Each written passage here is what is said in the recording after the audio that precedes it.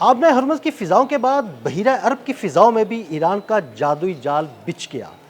पहले आबना हरमज़ की फ़िज़ाओं में अमरीकी जंगी जहाज़ और ड्रोन्स तबाह होते थे।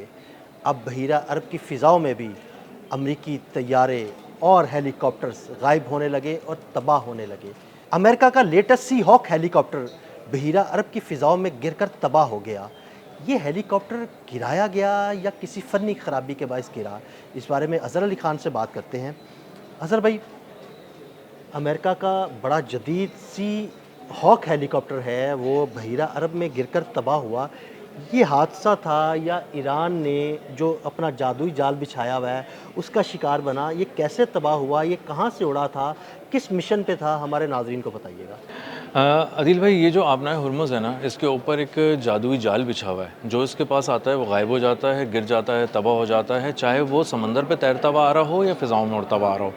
इसी तरह का एक जादू हमने देख रहे हैं कि ये फैलता जा रहा है इसका दायरा-ए-कार, और अब बहीर अरब तक पहुँच गया है, जहाँ पर असल में अमरीकी फ़ौज इंतज़ार में खड़ी है कि हम अगर आबनाए हुर्मुज़ की तरफ हमें बुलाया जाता है किसी जंग की सूरत में, तो हम जाकर हमला करें। बहरी बेड़े हैं, वॉरशिप्स हैं, बहुत कुछ वहाँ पे खड़ा हुआ है अमरीका का। अब वहाँ एक यूएसएस जॉर्ज डब्ल्यू बुश, एक उनका हाँ जी, बहुत बड़ा बिल्कुल वहाँ पे मौजूद है बहरी बहरी बेड़ा बेड़ा, उनका। वहाँ से MH-60 सी हॉक हेलीकॉप्टर उड़ा। अब ये हेलीकॉप्टर 25 से 45 मिलियन डॉलर का एक पीस है, ये मशीन है। ये उड़ा, और ये उड़ने के बाद जब ये थोड़ी देर इसने अपनी फ़्लाइट ली, तो उसके कुछ देर के बाद ये बहीर अरब के समंदर में गिरकर तबाह हो गया। अब जब ये गिरकर तबाह हुआ तो इसमें 4 लोग सवार थे जो उसके क्रू मेंबर्स थे। अब इनमें से 3 को बचा लिया गया, एक मिसिंग है, और एक बहुत बड़ा और एक्सटेंसिव किस्म का एक ऑपरेशन किया जा रहा है बहीर अरब के अंदर, अरेबियन सी में, और बहुत दूर-दूर तक उसका दायरा फैलाकर उस एयरमैन को ढूँढने की कोशिश की जा रही है जो उसका असल में क्रू मेंबर था उस हेलीकॉप्टर का। अब ये किस तरह हुआ, मामला क्या था, हादसा था, इसको निशाना बनाया गया, तो इस पे अमरीकी फ़ौज दरमियान में खड़ी है, थोड़ी-सी खामोश है, थोड़ी-सी बोल रही है। एक्चुअली उनकी समझ में भी नहीं आ रहा कि भाई ये हादसा था या गिराया गया। उन्हें पता ही नहीं चल रहा कि यार ये फ़िज़ाएँ क्या कर रही हैं, हमारे तैयारे हेलीकॉप्टर उड़ते हैं और गिर जाते हैं। जी, ऐसा ही है। वो कह रहे हैं कि ये तो रूटीन के उसमें गश्त पे गया था और वहाँ गिर गया। अब ये कैसे गिर गया, अभी हम इसको देख रहे हैं, कर रहे हैं। ये एक बहुत ही सीधा-सा होम्योपैथिक जो बयान होता है वो है। लेकिन असल में मामला ये है कि जो क्रू मेंबर्स हैं उनको भी समझ में नहीं आ रहा कि क्या हुआ। क्या ये कोई जैमिंग है? क्या इसको हिट किया गया है? तो वो क्लियरली कह रहे हैं कि हिट नहीं किया गया, ये सेंटकॉम कह रहा है। अभी क्रू मेंबर्स कुछ नहीं बोले हैं। तो ये बस गिर गया है जाके। तो इसका मतलब ये है कि इसमें कोई फंक्शन का कोई प्रॉब्लम था। अब मामला ये है कि फ़्लाइट से कुछ देर पहले जब आप जॉर्ज डब्ल्यू बुश के बहरी बेड़े पे खड़े हैं, तो वहाँ पे इंजीनियर्स मौजूद हैं, और आप जब एक फ़्लाइट लेने जा रहे हैं तो पता है कि आपको मदद को कोई फ़ौरन नहीं पहुँच सकता। आप समंदरों के ऊपर उड़ रहे होंगे और आप किसी मिशन पे जा रहे हैं, ऐसे ही मज़ाक करने तो नहीं जा रहे। तो अज़हर भाई, आपकी चीज़ों को बिल्कुल चेक की जब, हाँ जाती जी है। बिल्कुल, जब आप किसी मिशन पे उड़ते हैं, फ्लाई करते हैं, उससे पहले इंजीनियर्स तमाम इक्विपमेंट, सारी मशीन को मुकम्मल तौर पर उसकी जांच पड़ताल करते हैं। जांच पड़ताल करने के बाद गो हेड दिया जाता है कि भाई ओके है, अब आप उड़ जाएं और या फ्लाई करें। लेकिन अज़हर भाई, बात ये है और सवाल ये पैदा होता है कि देखें, इस खित्ते के अंदर ही अमेरिका के इतने जदीद हेलीकॉप्टर्स, इतने जदीद जहाज़, इतने जदीद ड्रोन्स क्यों लम्हों में गिरना शुरू हो गए हैं? तो हर थोड़े दिनों के बाद कोई ना कोई ख़बर आ जाती है कि जनाब कोई अमेरिकी जहाज़ गिर गया, कोई अमेरिकी हेलीकॉप्टर गिर गया, कोई अमेरिकी ड्रोन गिर गया। इन सारे मामलात पे अमेरिका की जो मुसलसल खामोशी है और उसको नज़रअंदाज करने की कोशिश है और बातों को दबाने की कोशिश है ना, उससे ये बात बहुत चीख कर अब ये बात खुद कहना शुरू हो गई है, हक़ाइक़ कहना शुरू हो गए हैं कि वहाँ पे कोई मसला है, वहाँ पे कोई जाल बिछा कोई हुआ है। जैमिंग सिस्टम मौजूद है कुछ वहाँ पे। है, कोई जैमिंग सिस्टम है, कोई सैटेलाइट का मामला है, कोई किसी तरह की नेविगेशन की प्रॉब्लम्स वहाँ पे फेस कर रहे हैं। मतलब 240 मिलियन डॉलर का एक MQ-4C ट्राइटॉन ड्रोन 52,000 फीट की बुलंदी पे परवाज़ कर रहा है, और कमांड सेंटर कह रहा है सब चीज़ें ठीक हैं। अचानक वो 9,000 फीट की बुलंदी पर आ गया, नीचे अचानक आ गया, और उसके बाद वो सीधे हाथ पे मुड़ा और और गायब हो गया। ईरान की तरफ, और गायब हो गया। अब KC-135 रिफ्यूलिंग टैंकर आ रहा है, 7700 का वो एक कोड जनरेट करना शुरू हो गया, जिसका मतलब ये है कि मैं अपना कम्युनिकेशन खो चुका हूँ, तवाज़ुन खो चुका हूँ, और मुझे समझ में नहीं आ रही मैं किससे रब्ता करूँ, मुझे बचाएं। 7700 MQ-4C ट्राइटॉन ने भी ये कहा था, एक इमरजेंसी कोड देना शुरू किया था। इसका मतलब ये है तमाम किस्म के लोगों का कि आप ढूंढने की कोशिश कर रहे हैं लेकिन आपको चीज़ नहीं मिल रही, आप तलाश नहीं कर पा रहे।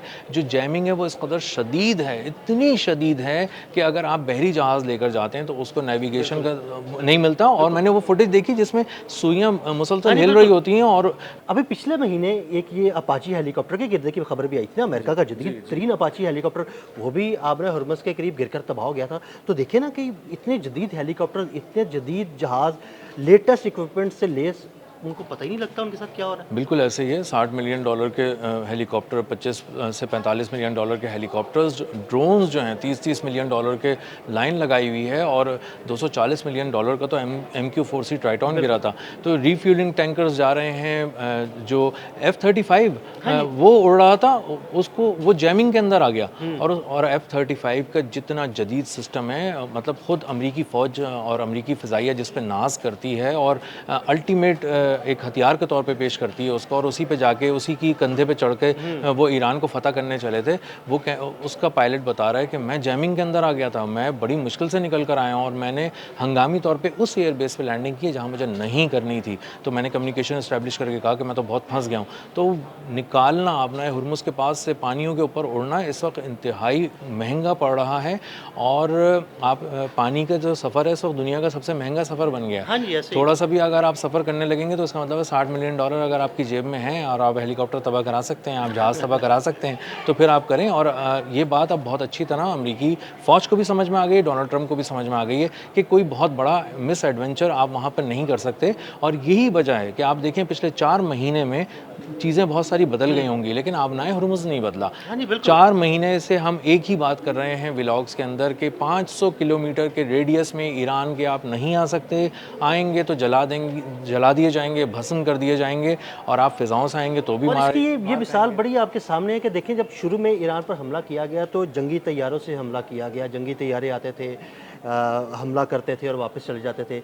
लेकिन अब पिछले कुछ अरसे के दौरान अगर कोई हमले किए भी गए हैं तो मिसाइलों से हमले किए गए, कोई जंगी तैयारा नहीं आया उस फ़िज़ाई हदूद के अंदर, क्योंकि उन्हें पता लग गया कि भाई अगर ईरान की फ़िज़ाई हदूद के अंदर आएंगे तो हमें जैमिंग का सामना करना पड़ सकता है और हमें तबाही का सामना भी करना पड़ सकता है। बिल्कुल यही वजह है। और इसका एक सबूत भी है। इसका सबूत यह है कि पिछले कुछ दिन पहले जब ईरान पे एक बिल्कुल आखिरी और लेटेस्ट हमला किया गया अमेरिका की जानिब से, तो वो भी आबनाए हुर्मुज़ के करीब जो उनके जहाज़ खड़े हुए थे बुहिरा अरब की तरफ, वहाँ से लॉन्च किया गया। और उन्होंने मिसाइल साइट्स को, ड्रोन साइट्स को और कुछ टावर्स वगैरह को निशाना बनाया। लेकिन उनकी हिम्मत नहीं हो रही कि वो डीप इनसाइड ईरान के अंदर टेरिटरी को उनकी ब्रीच करते हुए अंदर आएँ और करते करते आगे चले जाएँ। तो एक कंफर्म एक आपकी मौत इंतज़ार कर रही है जो सरहद से पहले से आपका इंतज़ार कर रही है। अब चूंकि ईरान इस चीज़ को समझ चुका है कि कहाँ से तैयारा उड़ता है और उसको वहाँ भी देख लेता है वो, तो वहाँ से लेकर सरहद के करीब से लेकर सरहद के अंदर तक जहाँ चाहता है अपनी पसंद की जगह पे उसको निशाना बनाता है, लॉक करता है। सबसे अहम बात इसमें तबाही से भी ज़्यादा लॉक करने की है, क्योंकि उनकी वो लॉक ही नहीं होते थे ऐसे तैयारे थे। उनको लॉक करना और उसके बाद उनको एक ख़ास स्पेसिफिक मिसाइल से टारगेट करना, ये ईरान ने एक बहुत ही वर्ल्ड क्लास किस्म की टेक्नोलॉजी जो है वो अमेरिका पे आजमाई है। और अमेरिकी फ़िज़ाइया इस वक्त हाथ बांध के खड़ी है और कह रही है कि जो अगर आपको कुछ करना है डोनाल्ड ट्रंप को ईरान के ख़िलाफ़, तो ज़रा आप ना बहरिया से बोलें कि वो कुछ कर ले। हमारे बस की तो कोई चीज़ नहीं। और बर्री फ़ौज तो बिल्कुल हाथ बांधे खड़ी है, क्योंकि उसको तो वो सिर्फ जहाज़ों पे सवार है, बहरी जहाज़ों के ऊपर, नेवी और आर्मी उनकी मिलकर, और वो इंतज़ार कर रहे हैं कि कोई ऐसा उनको कोई सिग्नल मिले। लेकिन वो सिग्नल नहीं मिल सकता क्योंकि उनको एयर सपोर्ट नहीं मिल पा रही, जो एक एरियल कवर मिलता है फ़िज़ाइया का वो नहीं मिल पा रहा। और ये एक बहुत बड़ा हर्डल है जिसकी वजह से मुज़ाकरात की मेज़ पर डोनाल्ड ट्रंप बैठे हुए हैं और अमेरिका ईरान को फ़तह नहीं कर पा रहे। उसके पीछे एक ये बहुत बड़ी वजह है। तो ये जिस तरह हेलीकॉप्टर्स गंवाते जा रहे हैं, जहाज़ गंवाते जा रहे हैं, ये एक इससे उनके नॉन प्रोफेशनलिज्म का भी एक अंदाज़ा होता है, क्योंकि वो अपना B-52 तैयारा वहाँ पे तबाह करा देते हैं। अमेरिका के अंदर ही आजमाइशी परवाज़ उड़ा और वो वहाँ तबाह हो गया। तो तैयारे जो हैं वो अमेरिका से लेके ईरान तक गिर रहे हैं। इसका मतलब ये है कि मजमूई तौर पे एक तो जैमिंग का भी मामला है, कुछ जहनी तनाव का भी मामला है। हो सकता है। जो फ़िज़ाइया है वो उड़ने से पहले ये सोच लेती है कि हम एक ख़तरनाक जोन में जा रहे हैं, और वो जो उनका कॉन्फिडेंस है ना ईरान के ख़िलाफ़, वो छिन चुका है। अब कोई भी कॉन्फिडेंस से ये नहीं कहता कि हाँ ईरान तो कोई मसला ही नहीं है, मैं तो अभी जाके तबाह कर दूंगा। तो ईरान के करीब जाने का मतलब ये कि वो अपनी फैमिली से एक दफ़ा बात कर ले, जो भी पायलट जा रहा है आवाज़ देना है, बिल्कुल वो मरने के लिए जा रहा है। अगर वो बचकर कर आ गया तो ये बहुत बड़ी बात होगी। और इस वक्त जो भी वहाँ जा रहा है वो यही सोच के जा रहा है, और डोनाल्ड ट्रंप को भी अंदाज़ा हो गया, और इसीलिए तमाम जो उनके एरियल अटैक्स थे वो उन्होंने रोक दिए हैं, और जो बहरिया है उसी पे फोकस कर रहे हैं। बहुत शुक्रिया अजहर भाई ने बड़ी तफसील के साथ इस सारे मामले पर रोशनी डाली। मज़ीद अपडेट्स के लिए हमें फॉलो करते रहें। अदील अहमद और अज़हर अली ख़ान को इजाज़त दीजिएगा। अल्लाह हाफ़िज़।